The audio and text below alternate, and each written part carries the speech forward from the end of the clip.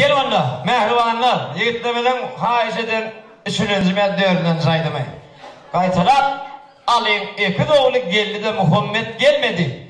Hedret Ali iki sanatını bağrına basıp, Muhammed san nerelerde kaldı deyip bir sözdeydi. Bu sözden son dağlar, taşlar, sular, lerdane gelip, Bağlam hanı diyen Türkmen halk kaydımı dünya inip, idi dilime, küllü Türkmeni, ebedi yadigar valli. Dinlen, deyin canım mehribanlar. Doymaz. Benim kavan kurul verin.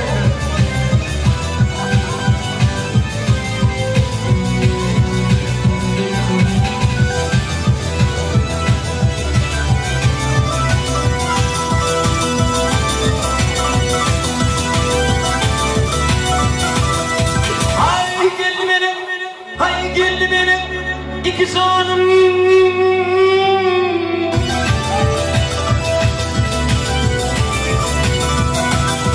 Hay geldi benim iki sonum.